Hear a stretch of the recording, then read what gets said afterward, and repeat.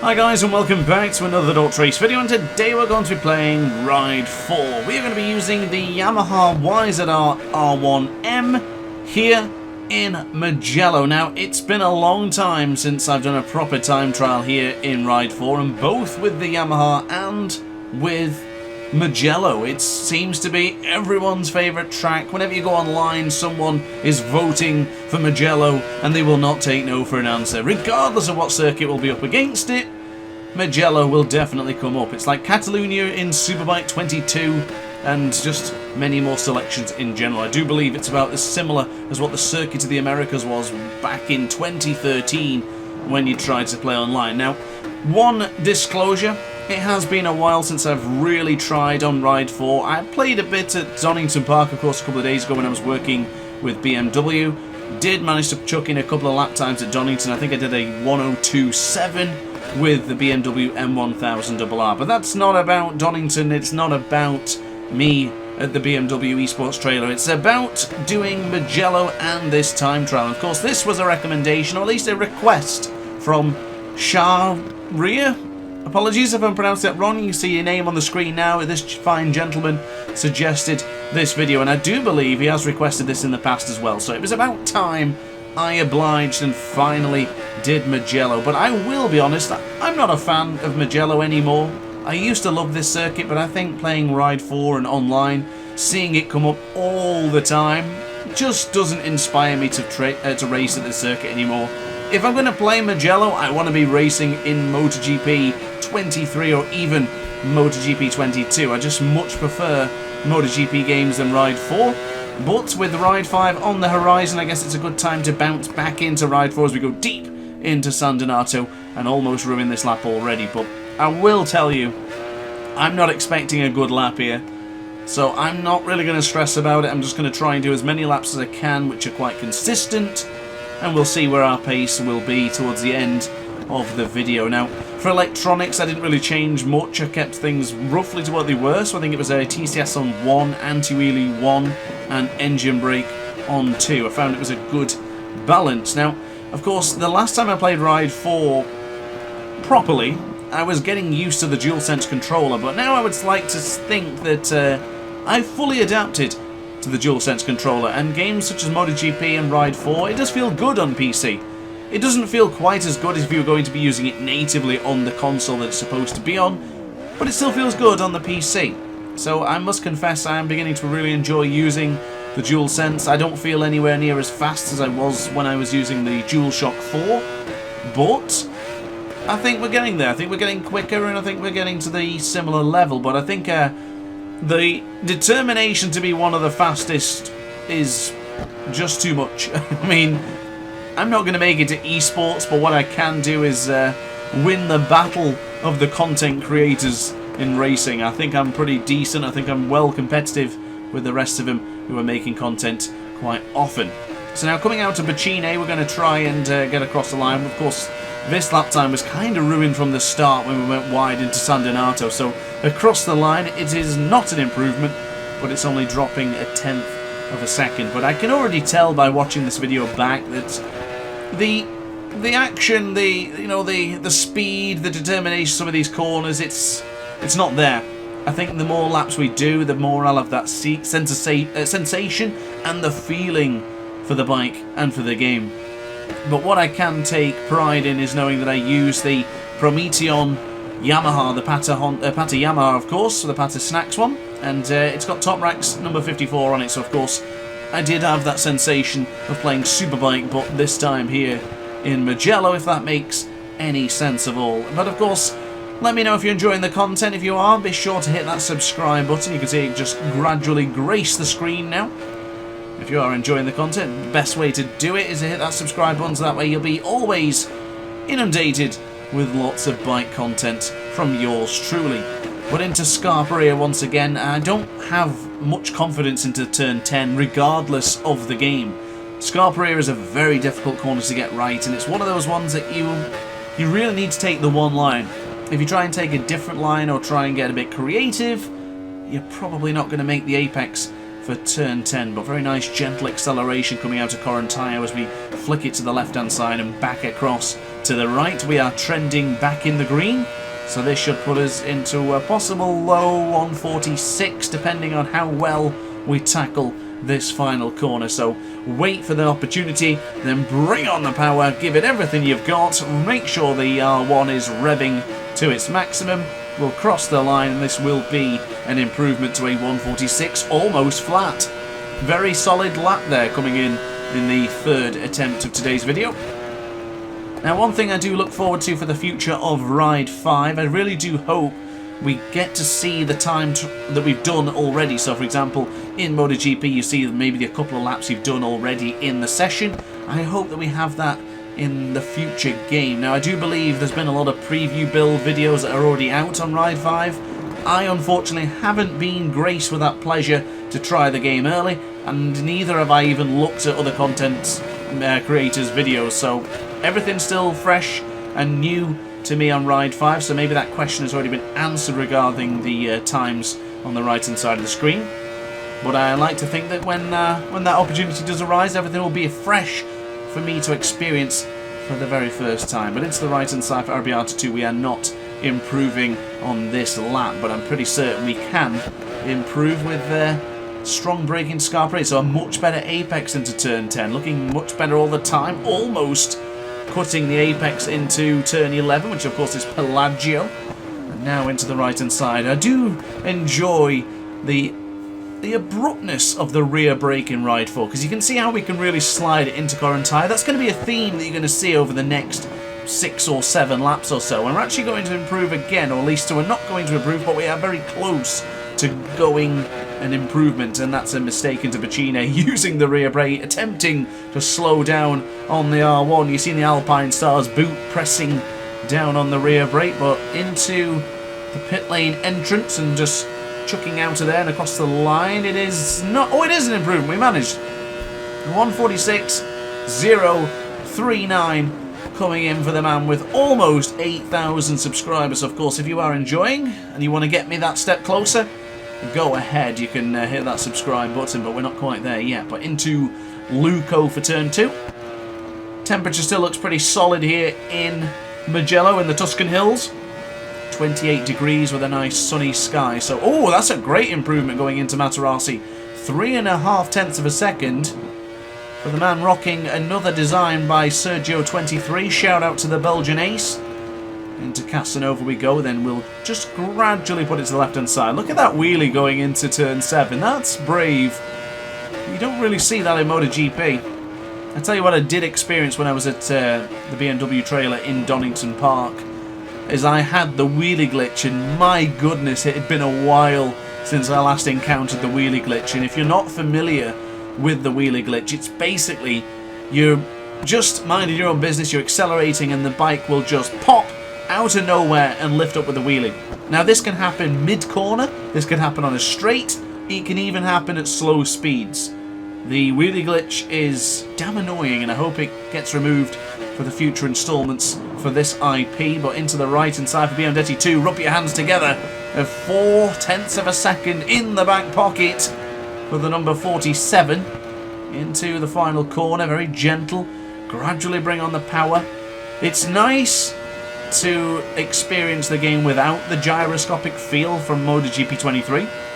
But the first couple of laps I really struggled to remember that isn't a thing in this game. But I will say, I really miss it. I do love that feeling of when the bike lifts up in MotoGP 23. I know there's been a lot of complaints about people saying it's too aggressive and they don't particularly like it, but I really love it. And Milestone's vision to have that in 23's installment of MotoGP is just great. I think it's fantastic. And I do hope that it's in Ride 5, maybe if it's toned down for the newcomers, because I do appreciate that Ride 4 already is an intimidating game for newcomers and new players. And if you're in that bracket, then don't worry. I have a lot of guides on the channel, and of course I will be doing more when it comes down to Ride 5. So if you need any assistance, of course this is the channel to be.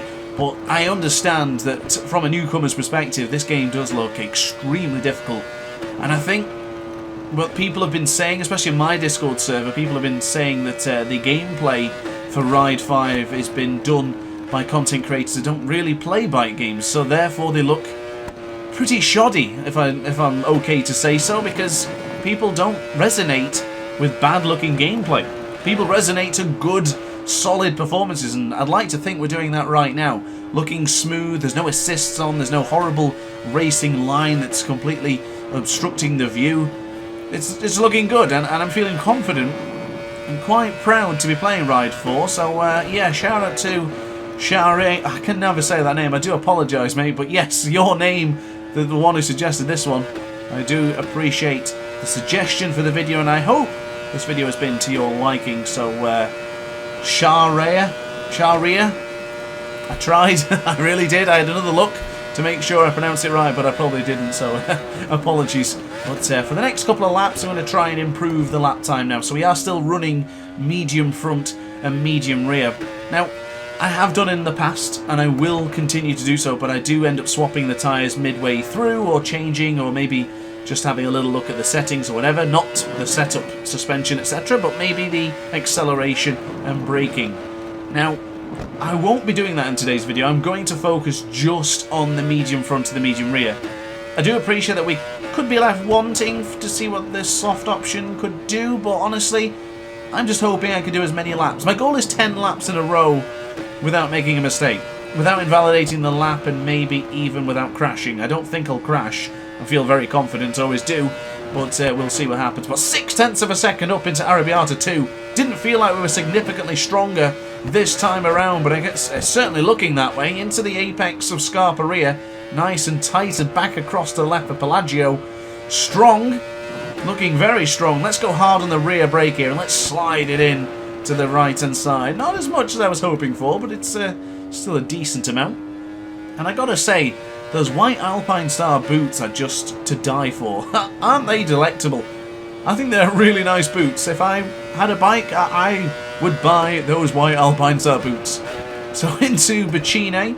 Actually, I just realised it looks very similar to Alvaro Bautista's white Spiddy boots that he wears with the factory Ducati in World Superbike. I really like them. I think they stand out very well. But across the line, this will be a 1:45.038. Is a 1:44 in our near future? It does seem it. So into San Donato for turn 1. I'm keen to see what our lap time will be at the end of the first split. So this is lap 8. Into the right-hand side for Poggio Secco. The TCS is glowing in the bottom right-hand corner of the screen. We'll go firm on the brakes. We're losing 62 thousandth of a second. Not much. It really isn't.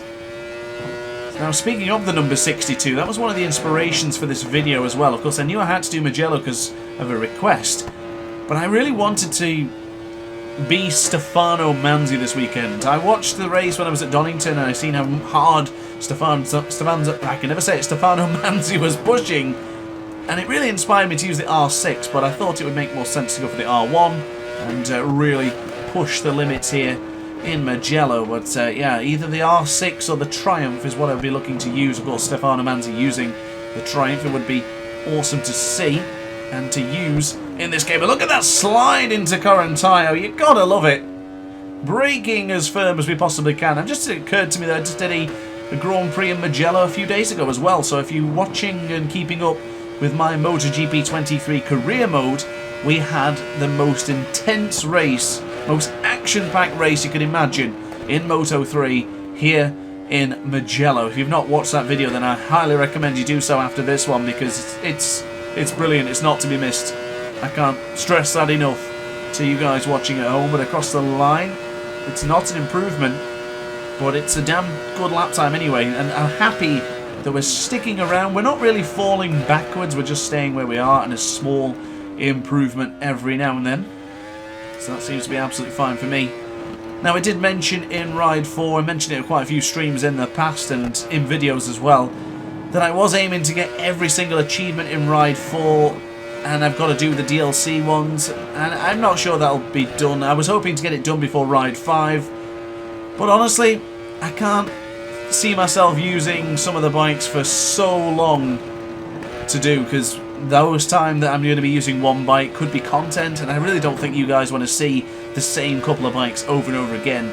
The KTM 690 SMC are the Kawasaki Ninja XJR, is it? I can't remember. GPZ, of course. Shout out to Andy Yates, channel member, big fan of the GPZ, so of course the GPZ needs to be used. The Kawasaki Z1000, couple of Hondas, I think it's the CB 1300RM, and there's some other bikes in there as well, so I've got to use all of those and try and get level 5 affinity with them all. Whether I can before Ride 5, I guess that remains unknown, and with us only having one a month and a bit, maybe it's not going to happen. We'll see, we'll definitely see. Maybe I'll just do a massive live stream at some point where I'll just churn them out and you guys can keep me company for those. I would really like to get 100% for Ride 5 on the Steam achievements, but coming out of Bacchini then for the 9th time of asking, this will be our penultimate lap before we call it quits, and across the line it will be an improvement. It's a 144.644, so almost all of the fours there.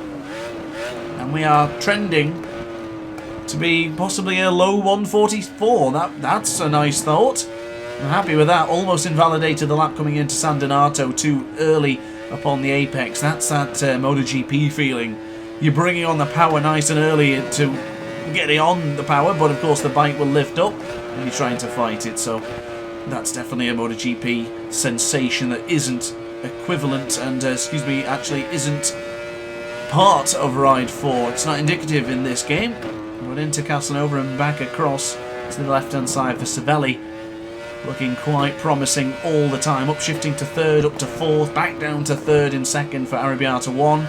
Stay on the power and get across to the right-hand side. Ooh, it's up by a smidge.